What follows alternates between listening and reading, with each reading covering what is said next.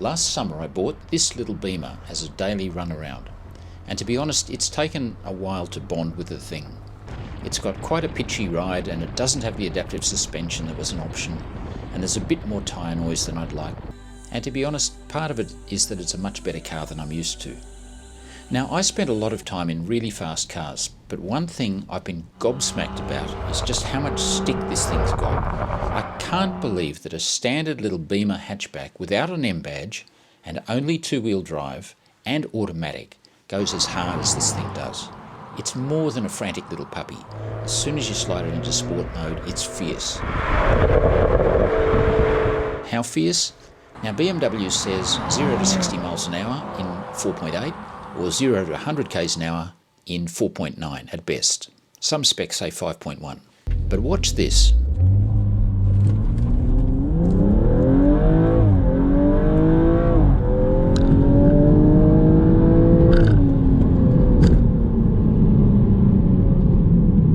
There you go, 4.5 seconds. Now that is seriously quick. That is faster than many of the really fast cars we've tested. So it's faster than the supercharged Jaguar 3-litre V6, it's faster than the 4-litre BMW M135i, it's faster than the 5-litre Mustang, and it equals the Aston Martin DBS 6-litre V12 manual. That is just nuts. Now when I bought it, I thought it was completely standard. There was nothing to say otherwise. Now I'm not so sure.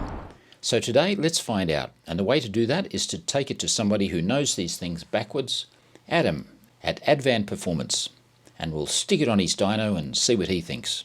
Now, I remember Advan as being JDM, so in fact my Nissan GTR went to you guys many years ago, and you just extracted another 30 kilowatts out of it just by tuning it without changing anything. And now it seems you're the go-to guys for BMW. Yeah, sometimes it feels like Truman Show, definitely in the shop. You know, BMW is absolutely everywhere. But yeah, the shop started off as a Japanese performance workshop back in the late 90s, early noughties. Then in sort of 2009, 2010, the transition began into the BMW stuff. A lot of them started coming out with 6-cylinder forced induction motors, so we started tinkering. You know, taken quite a number of years to build the sort of click in the workshop that we've got now. No, without the boys, you know, obviously they're the machines that keep these machines running, you know, so we all work together very well. We've all got our strengths, you know, in the certain parts of the car that we specialise in. So no, without the guys we've got here, there'd be no fluidity in the shop at all. So what do you specialise in? So I spend most of my time on the dyno, directly behind us. That's sort of my workstation. Well, that's lucky, because that's exactly why I'm here today. I'm fairly new to performance BMWs. I've had a whole lot of 3 Series, but they've just been passenger cars. This is my first real performance BMW, and I think it's non-standard. And I want you to have a look at it and tell me if somebody's been fiddling with it. Well, it sounds like you've got yourself a jack in the box. You've got a prized little weapon here. The M135i's are a stout little package.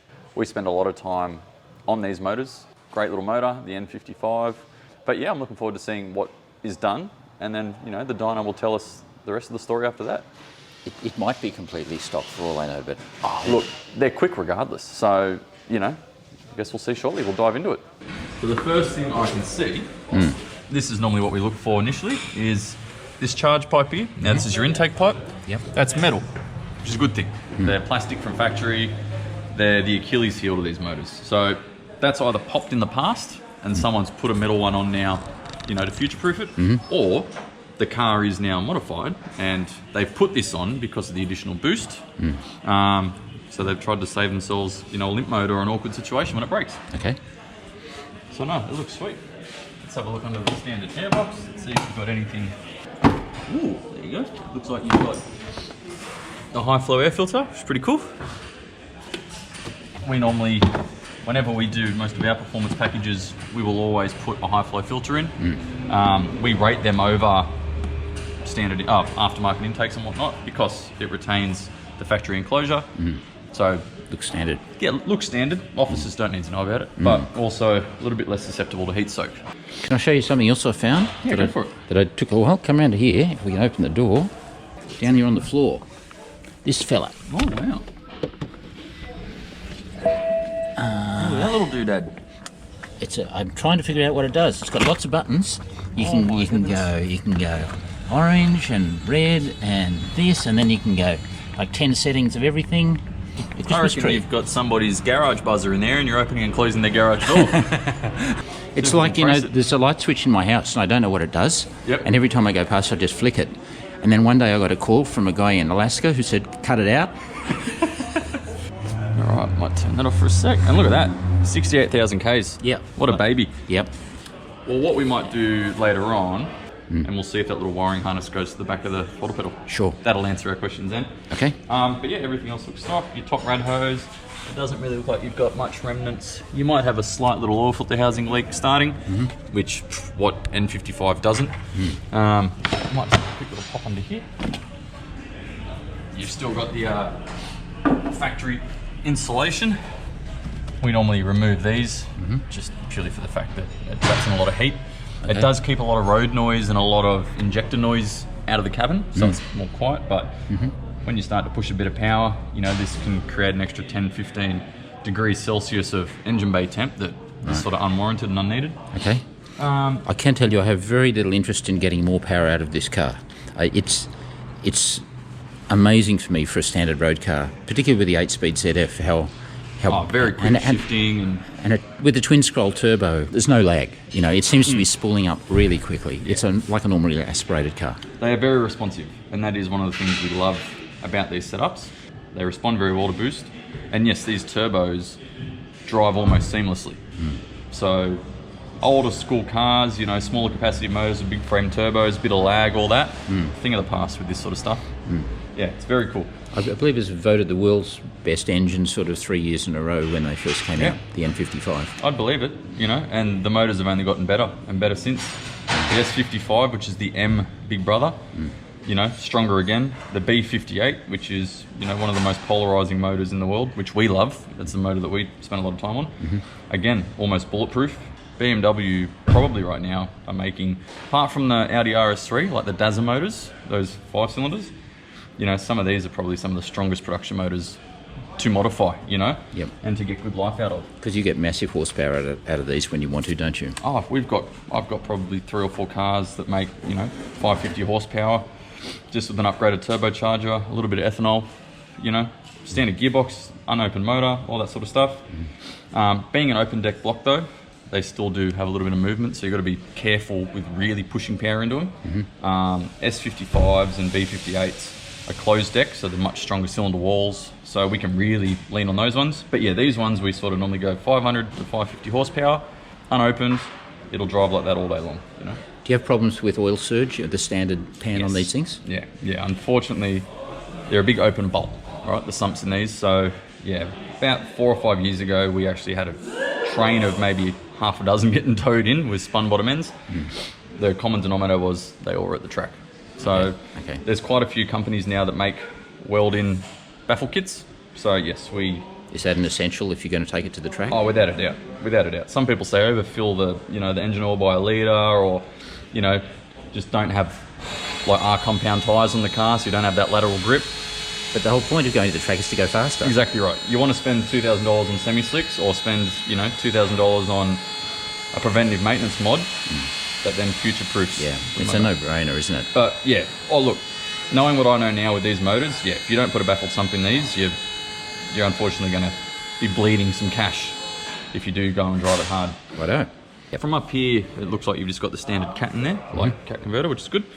So even if it is still tuned, we can still push relative power out of these with the standard exhausts. Don't tempt me. Oh, come on.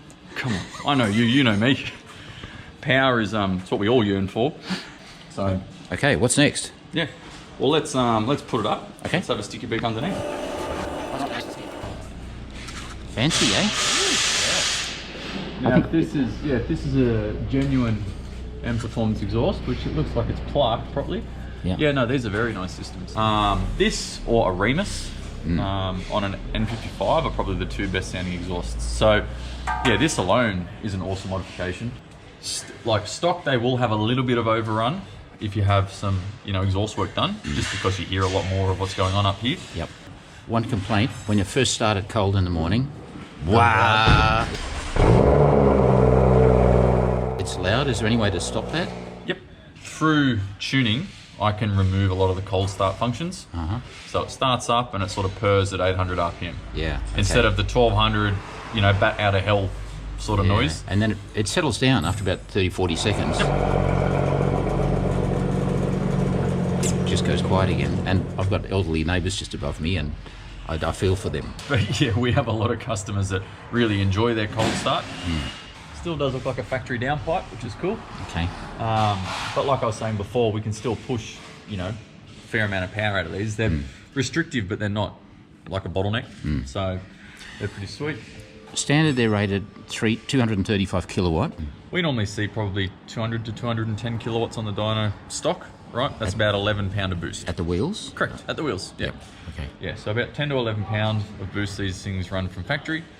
On the standard turbo and the standard fuel system, you know, once we've done a few modifications, we normally like to tap these out to about 16, 17 pounds, get the cars to about 260, 270 kilowatts at the tyre, and then they're awesome to drive. Well, anything over sort of 12 or 13 pound of boost in these are very lively and fun. It's lively enough. Yeah. Well, we'll see. I've got to see what year model this is. If this is pneumatically wastegated, there is a chance I can get a vacuum source, so we can log boost. So 2012. 2012, it'll be pneumatic, yeah. Okay. In July 2013, they transferred over to electronic wastegates. Okay. Under here, all the arms look pretty well OEM, which is sweet. Yeah, it's a young car. I think it's had a pretty easy life thus far. It does too. Looks like you've got some upgraded brake pads in here though. Ah. Interesting. Blue. I wonder, they look like they might be like Project Muse or something. Yes. That's a good pad. That is a good pad. You haven't been doing enough burnouts, Stewie, because no. your tyres still look pretty good. You're the burnout master. Oh, Cut to B-roll footage of Adam showing his drifting skills. Cut to me crashing into a tree. Yeah, run flats suck. Good in theory, but... Run flats suck. Say it loudly to the camera. The things I would like to say about run flat tyres, but yes, they're garbage. They're garbage. Get rid of them. You think your car has crap ride quality? 90% of the time it's the black round things that the car's sitting on, unfortunately. But these are pretty new, 2021. So cool. What's happening here? Well, this Cam and Caleb are upgrading the port injectors. So this is a M240i, so a B58 motor. So very similar to your car, straight six single turbo. Now this is just a later iteration motor. This has got a big Pure 800 turbocharger on it. Now the boys, this runs fully 85, so because of that, we run out of fuel with the factory fuel system. Oh yeah. So we run a second fuel system essentially to supplement, you know, what the car's doing.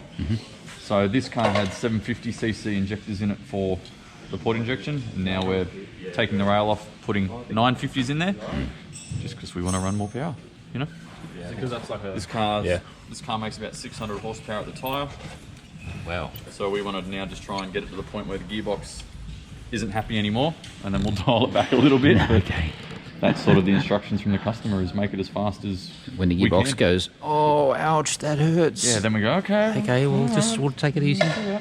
As the Japanese say, chotomate. Ah, yes. Easy tiger. Exactly what I was going to say too. Can be used in all sorts of senses. I remember that.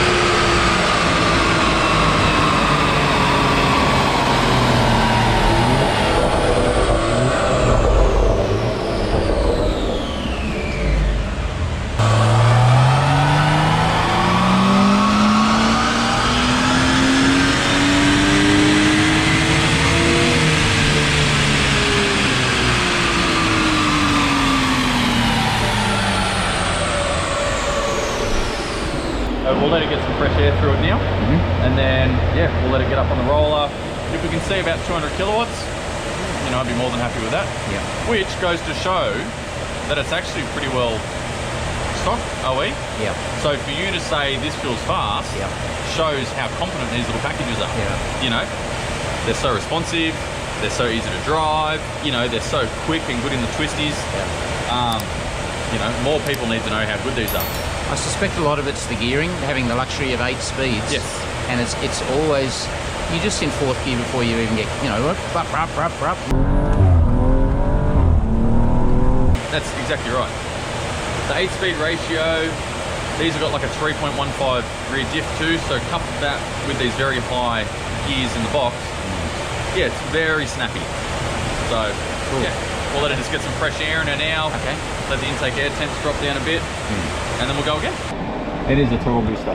Is it? That's all it is, yeah. Well, a lot of these, what they do is they change the voltage that the throttle pedal sees, and the translation of the voltage. So, It just maps to take, because I noticed there's a bit of laziness. Down low. Once you're onto it, it's fine. But when you say, okay, let's go, it goes, oh, what, now? Yeah. You know.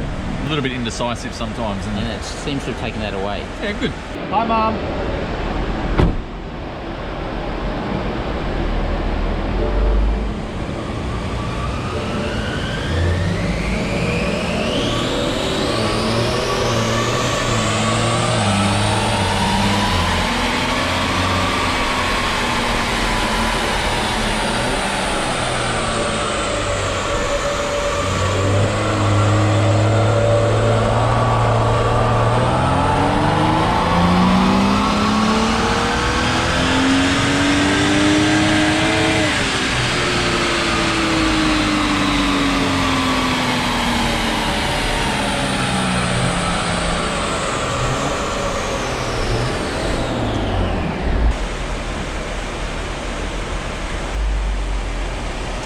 Probably it.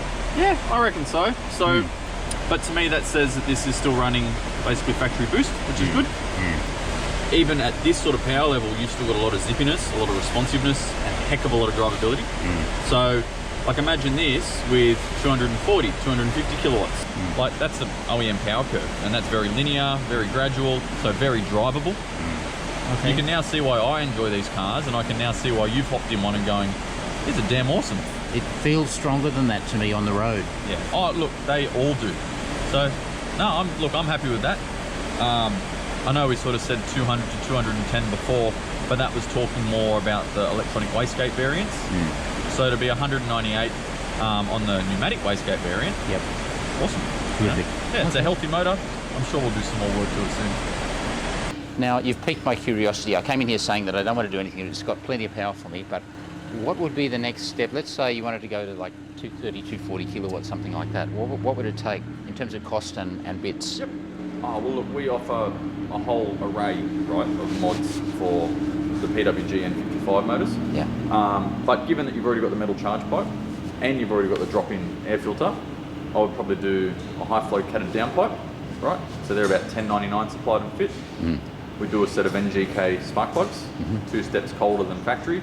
Obviously a lot more better, a lot less susceptible to misfires. They're $350, gapped and fitted. And then I'll just tune the car. $15.95, you get a nice custom tune from us. 240 kilowatts, 16 pounder boost, all well within, you know, factory limitations. Wow. You go beat the crap out of it. So you'd be silly not to, because I know that once we do it, you'll regret not having done it sooner. But, dear. You know, there's plenty of options out there. You know, there's so much we can do. What I'd probably do is take the 19s off and put 18s on and soften up the ride. Yeah, that's it. Chunkier tyres makes a massive difference with these. Yeah, mate, it's been an awesome morning. Thank you so much, Adam, for your time. It's been great, and thanks for being on inCARnation. Yeah, no, it's all good. So, catch you guys. For years, I'd been hearing about the N54 twin-turbo engine and the N55 twin-scroll single-turbo engine that followed it in my car. But now I understand what all the fuss is about. The N55 is a gem. Sure, it has its own well-documented issues, like the plastic charge pipe and oil leaks that Adam mentioned, failing water pumps and the Vanos solenoids, but it addressed a few of the even bigger problems that the N54 had, like the super expensive injectors, rattly wastegates and failing fuel pumps. But consequently, the 135i, like mine, or the better looking, in my opinion, series that came earlier, are relatively cheap once the mileage gets up. And not just the 135i, but these other models as well. Even the 740i for a while. All used the 3-litre turbo motor. So if you're brave enough to go shopping for a higher mileage older car, just keep some cash aside for the inevitable maintenance. But man, I can tell you, even before you get Adam to start breathing his magic on it, it's a fabulous engine and a great car.